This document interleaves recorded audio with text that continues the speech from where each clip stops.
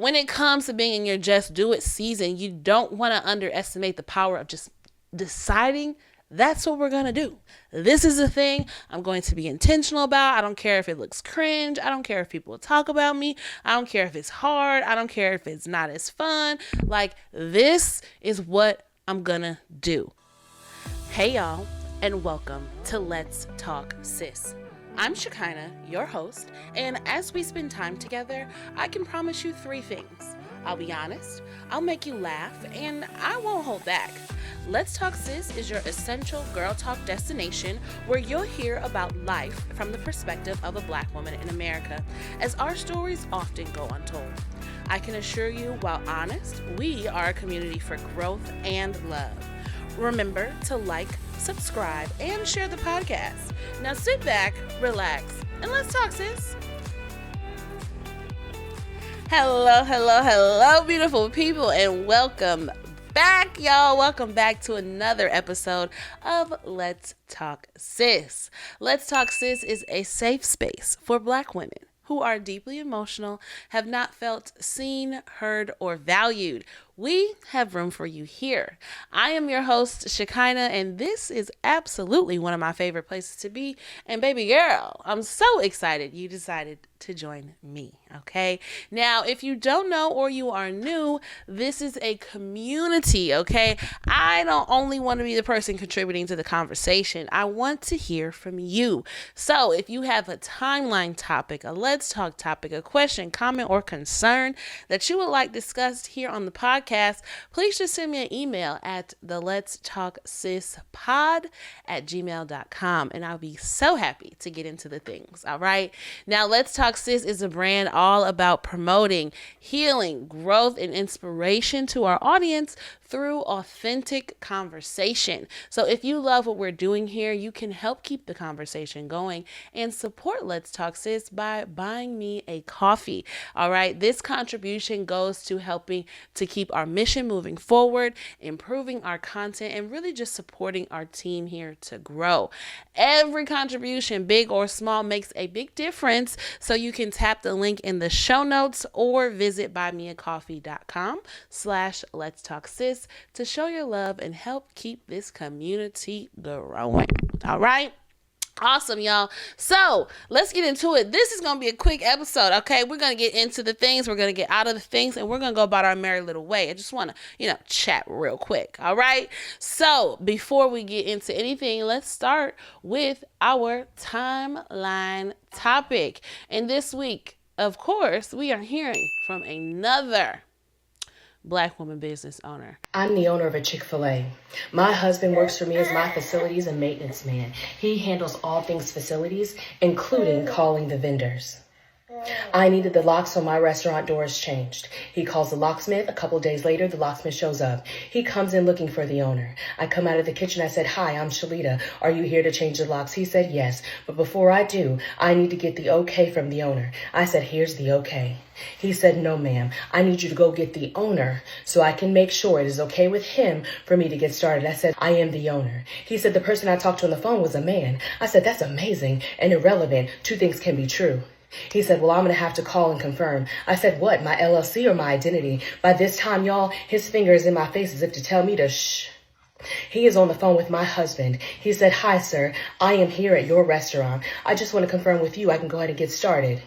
He said, "Sir, that's not my restaurant. That's my wife's restaurant. Her name is Shalita. Is she not there?" He hangs up in silence and in shock. He went from confident contractor to Windows 95 error screen. He said, "All right, ma'am, I can get the okay from you." I said, "You could, but you won't. I will pay someone else to accomplish that task today. The task I have for you is, remember moving forward. It is a lot cheaper to show respect than it is to lose out on a contract or an opportunity. It's been a pleasure to serve you. Women, remember, I don't care if you are a doctor, a nurse, an entrepreneur, a student, a soldier in the military, a teacher, a preacher, or just a woman trying to find her way. You are a boss. You were born a boss. You've already been chosen. Don't shrink yourself in a room that you helped build. God didn't stop at Adam for a reason. Remember that. Now I have to go and serve at my restaurant. Have a great day." Period. That was from Operation in Chief. okay, down to the TikTok. Now, this is the second week in a row that we've had to address this disrespect that y'all seem to have for us black women business owners. Okay, we are where the buck stops. We are the decision makers. We are calling the shots. And it's about time that you just kind of get that in your head. Now, I know that probably most people who are listening to this are not the ones who really need to hear said message. But I do want to, again, this is a platform for black women, okay? So I want to uplift Operation in Chief, and I want to echo her sentiments. We are here for a reason. We are in a time, space, and place where I think as women, as black women, we are owning the rooms that we're in, right? We are utilizing the powers and the privileges, what little there are, that we do have. And I think this world would just be a much better place if you just get on board. You know, we are the trendsetters. We are the fashion makers, the taste makers, excuse me. The inventors, the executors of the things. So it would just make sense if you get on board. I was watching Scandal. It's a big spoiler. I mean, if you haven't seen it by now, oh well. So, you know, there's B613, this secret government operation, and it is responsible for upholding the republic, right? It does the dirty work of ensuring that the American people still believe in the democracy and still believe that in America you can be whatever you want to be. And it gets to the scene where they finally captured Command, head of B613, and he says, you know what? Tell him. He's a black man. He said, tell him I did it. Yeah. Tell the people that the reason that these white men are able to walk around indignant and with this audacity that somebody is going to clean up their mess is because I'm the one doing it. I'm the one running this show. I'm the one calling the shots. I'm the one making sure that their white fragility is held together. Go ahead and tell them that a black man is behind that. See how they react. And instead of doing that, they framed somebody else. They framed a white man because we could never let the world know that things are being controlled and operated by a black man. And really, the black woman he was with. So it's deeper than Chick-fil-A. It's beyond, fast food restaurants and small businesses. It is at the very core and essence of this country that we as black women are not to be leaders. We are not to be innovators. We are not to be at the head of the table. And you cannot possibly be the person to give me the okay. You are not signing my check. You are not hiring me as a contractor. There must be a man around here who is responsible for this. Gotta be. It's unfortunate. It is a sad reality that we have to live in, and I just think that ladies, we need to follow suit in Operation in Chief. We need to follow suit with her when we are faced with a dismissal, a disrespect of, a non-compliant to our power or our position. We don't have to succumb to that. We can very much take our money, our resources, our networks elsewhere, to platforms and places that actually care about us, to platforms and places that will actually support what we got going on and respect it at the very least. Like I said, you don't necessarily, well, I ain't gonna say that, but at the very least, you gotta respect me, okay? Comments say, unfortunate, but I decide who gets my money, period. And sir, today you're not getting it. I don't care. You're the best locksmith in the world. You're not going to come in here and disrespect me. It's one thing. And then that's the other thing. The audacity to it's one thing to assume it's a man. Okay. That's society. I'll give you that. But then when I tell you that the person you're looking for is me, that you feel you have to do your own reconnaissance and, investigation because you're just so sure you know what you know, and really you don't know. Okay? So, anyway, missed out on a contract because you couldn't keep your mouth shut. Crazy. Exactly. Bloop. And with that said, we are moving into our Let's Talk topic of the week. All right. These segments are designed for us to go deeper and have tough conversations so we can get the tools that we need. All right. So this week we are talking about me. Of course, what we're going to talk about. And what I'm calling this season in my life. So as I have told y'all, am founding an internship program where women of different creative skill sets are coming together, aligning our natural design with our execution in media, right? What is our purpose? How are we designed? And how can we align that with executing our goals in media and content creation and creativity? So through this collective, we asked the question, what season in your life are you in? And for me, I said, I am in my just do it season. Okay. I caught the 30 bug, and I feel like everybody says this happens when you turn 30. I was just listening to another content creator say, this is the time to not make the same mistakes you made in your 20s, right? 30 is cleanup season. 30 is, for me, the time when I'm not just planning out things. I'm not just ruminating. I'm not just going to hope and pray and wish. I'm going to do the things that I say I'm going to do, right? So I just wanted to share a few, mindset shifts, concepts, whatever, that have helped propel me forward in this season. So one is the power of a decision. Okay. The power of just deciding this is what I'm going to do. I spoke about it before, in doing one thing. But the power of deciding I'm going to pursue my career in hosting, in speaking, in emceeing. That is what I'm going to do. Period. I am going to commit myself to a lifetime of being physically active. Period. Just making a decision sometimes is really impactful for how our brain works. I feel like if I don't know that that's what I'm going to do, it's hard to, if I'm not sure this is the avenue I'm going down, it's hard for me to even put in any effort, right? Like with working out, if I don't decide that this is a part of my life, this is a lifestyle, as opposed to just a thing I do every now and again, I'm not going to get the results that I'm looking for. I'm going to be inconsistent. I'm going to make excuses. I'm going to find, reasons to not execute.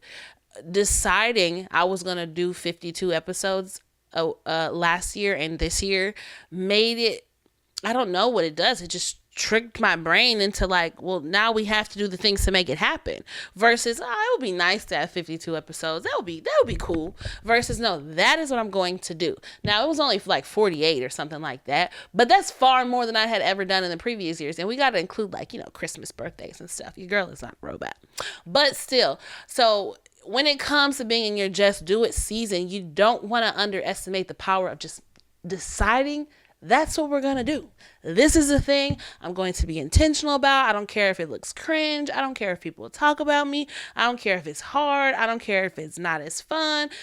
This is what I'm going to do. And then you can change your mind, right? You can do something, different after you've put in the work if it doesn't, pan out with your goals or whatever. But simply deciding that that's what you're going to do makes a big difference. And 48 is better than 0. Oh, and that was in the comments. The next thing I recognize, and this is very powerful, and you really got to receive it. You got to meditate on it and digest it in your heart. But God gave us dominion. Okay? What that means is He gave us the ability to choose what we are not going to do. For a reason. He gave us the opportunity to choose what we're going to believe in, what we're going to pursue, how we're going to go about it. And even in that choice, even in the decision to pursue something, it is not going to take you out of his will. If you decide to quit your job and stand 10 toes down on building a speaking career, that does not make you a bad person. That is not going to change the story that is written for your life. This season, this moment of confusion, this time of vacillating, what I'm gonna do, that's in the story. That's on that page where God wrote your story. And what I'm saying that to say is, for me, it's been a big thing of, is this the right thing to do? Is this the right thing? Is this okay? Right? And that's the wrong question. The thing is, okay, God, this is the dominion you gave me. I'm going to decide this is what I'm going to do. And I'm going to do it in pursuit of building up your kingdom, and being a good person, and being kind, and displaying the fruits of the Spirit, right? And with that, I'm still in your will. I'm still covered by your grace. You'll still bless me. I'll still be able to experience abundance. I'll still be able to experience peace. I'll still be able to experience joy. I'll still be able to know you, even if I decide to do this thing and not that thing.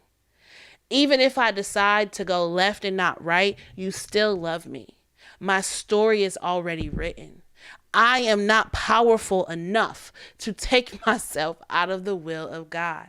And I think sometimes our fears is that if I bet on myself, if I go after my goals, if I pursue something that I'm passionate about that's not traditional, that there is no clear pathway of getting there, we fear that failure, or we fear this total damnation.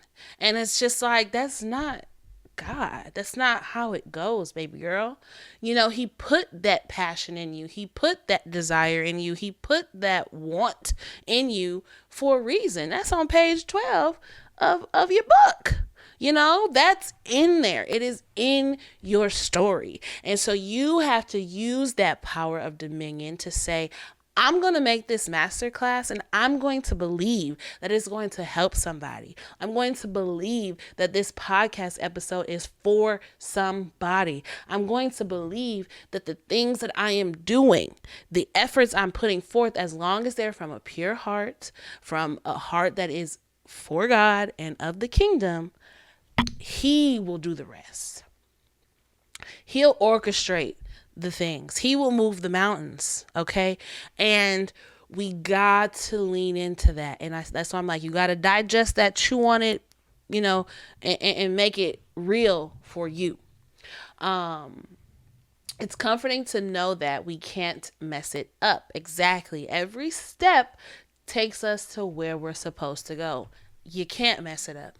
You can't mess it up. Whatever it is, you can't mess it up. And here's the thing. Even if the thing you are pursuing does not bear fruit, does not work, we talked about this before, and you have to cut it down, that doesn't mean you're out of His will. I can guarantee in 5-10 years, however long, you're going to be able to look back and say, I see why that happened now. I see what we needed to do, or I see why that didn't manifest the way I thought it should, right? Not because God isn't good, not because you're not under His grace, not because He doesn't love you. That's just how that part of your story was written. Okay. Those deep desires in the comments we have, those deep desires are always a part of the story. We just have to trust it. Easier said than done. It always takes hindsight to make sense, right? And that is so true. There's so many things in your life. I'm going through a life coaching certification right now, and we're slowly but surely kind of like developing my curriculum and how I'm going to coach people. And one of the practices that I said I want people to implement is going back over your life, recording certain life interruptions or pivots or challenges or traumas that you have, and journaling where God was in all of that, right? Journaling how through the trauma, through whatever, you were still kept. Seeing what what lesson you learned as a result of that event, right? How did that event bring you closer to God or bring you closer to the person that you're supposed to be? And that is hindsight, right? That is going back and saying, oh shoot, okay, God, that was hard, but you actually were in that. That was shitty. And I hated it. But actually, because of that, my faith is stronger.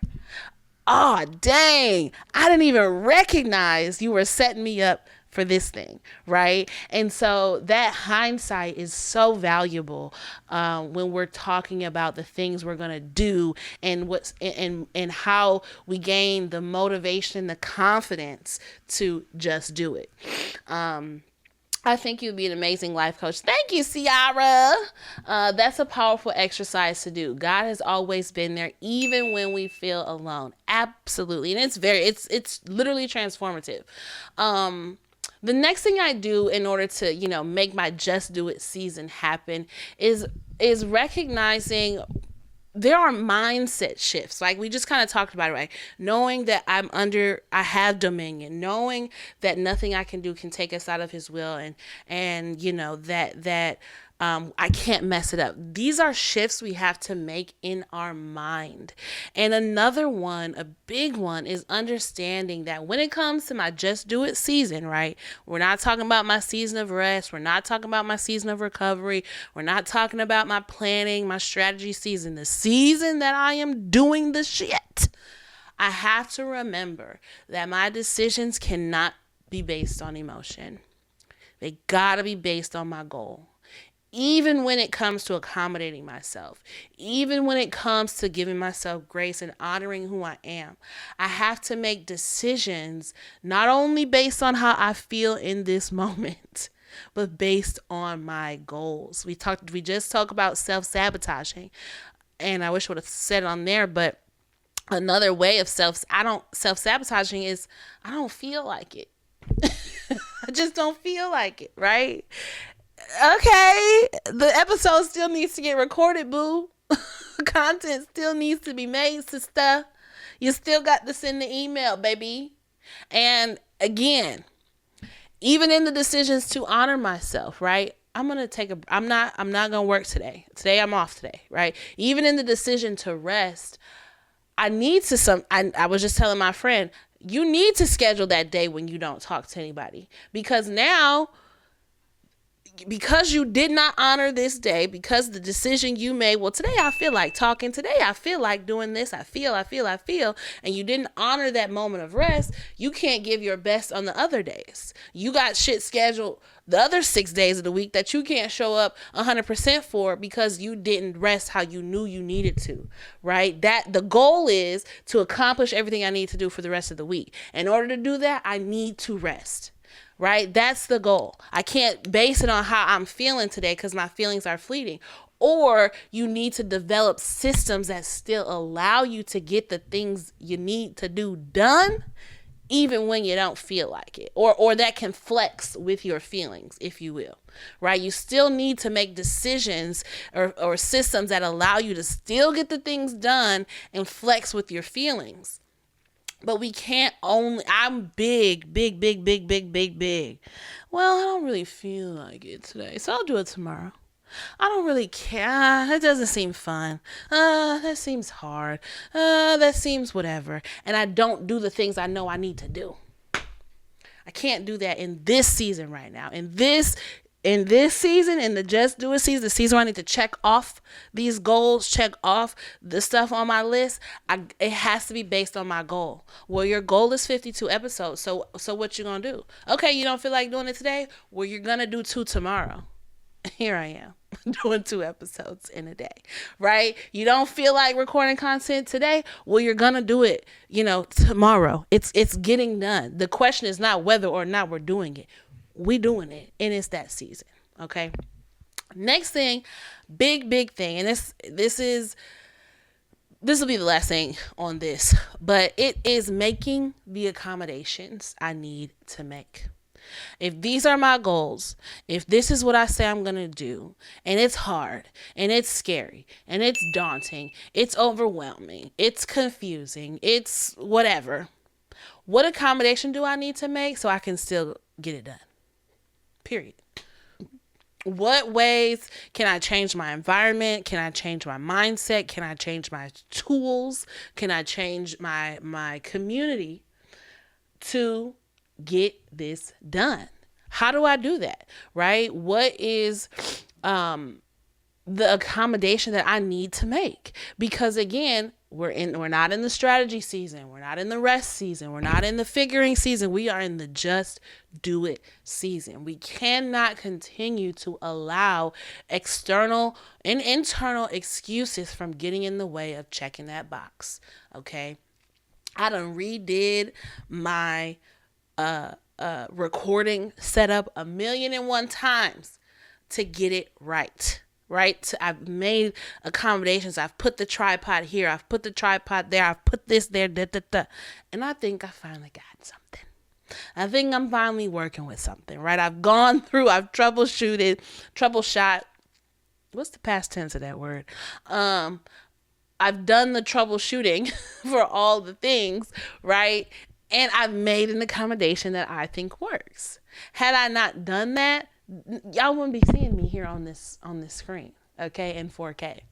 So make the accommodations for the goals, for the things, for the dreams that you say you want to do. Okay. Sometimes it means creating calendar invites. Sometimes it means using, other people as methods of accountability. Sometimes paint your walls, rearrange your room, reorganize the dresser drawer, whatever. But make the accommodations that you need to do the things you need to do in this season of your life. Okay? Type just do it in the chat if you got a little something from that. Hopefully, prayerfully, you did.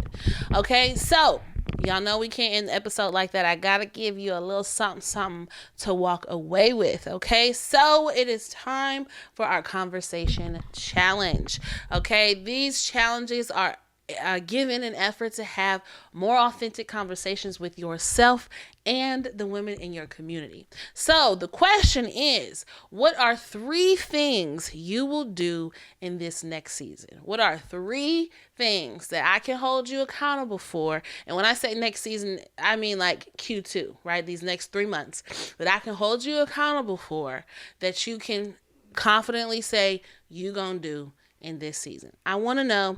Tell me in the comments, talk to your friends, your family, and actually hold them accountable. And accountability is not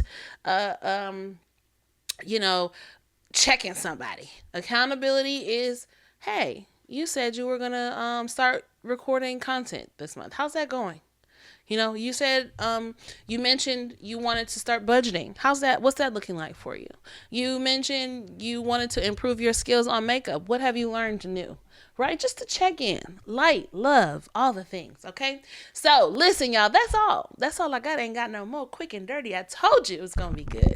So if you want more Let's Talk Sis, you can always connect with us on Facebook in the sisterhood. Okay. Just search the Let's Talk Sis podcast and you will find us. Okay. You can catch journal prompts, announcements, content, all kind of good stuff over there down to the Facebook. We are also on the TikTok and the Instagram at Let's Talk Sis.podcast. You can find us there. And lastly, if you have not already liked the video, please do so now and subscribe to the channel. All right. Everybody who joins this community is a special member in my heart, and you are helping to keep this sisterhood alive so it is not lost on me. All right. Well, y'all, that is all we have for this week. I thank you for spending your time with me and listening to me yap. I will be right back here another week for another episode of Let's Talk Sis. I'll see you later.